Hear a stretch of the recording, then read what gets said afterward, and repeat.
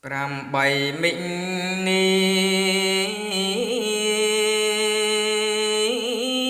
ខួប109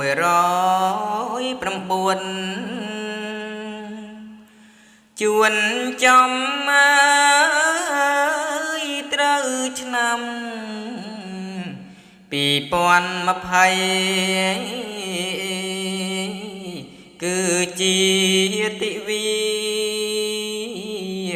របស់កុលស្ត្រីកវីសូមចែកចងជាអង្គរាកវីខ្ញុំនេះមិនសូវឆ្លាតឆ្លៀសមិនសូវរវាងកំពីសាស្តាតែចង់សរសេរសំណេរអក្ខរាជូនពរខេមរាកុលស្ត្រីគ្រប់ប្រាណសូមអស់សត្រី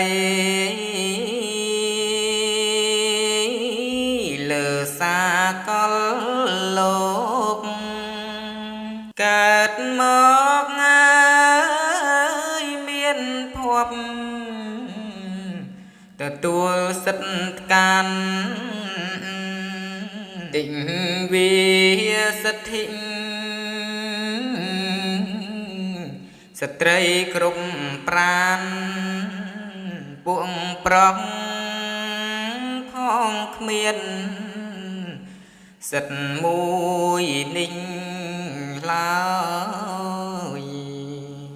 បងរំគ្រប់រូប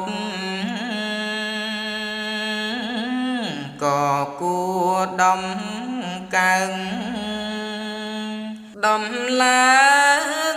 សិទ្ធិកុំធ្វើប្រងើយស្ត្រីជាមេត្តាពិភពលោកហើយមិនត្រូវកន្តើយឡើយណាប្រុស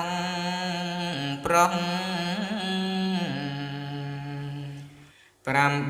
មិញអង្គចាពេកពិតនាងផ្ដោជីវិត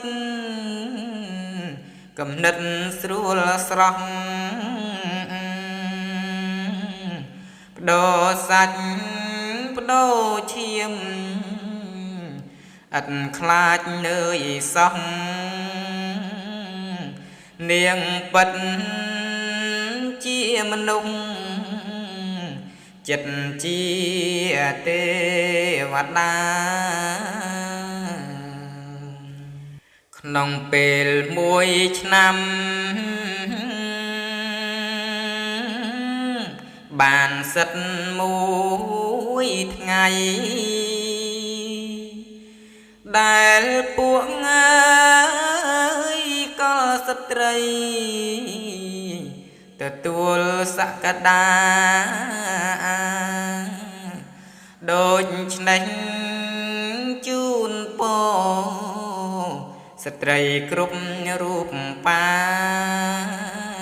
ទៅណា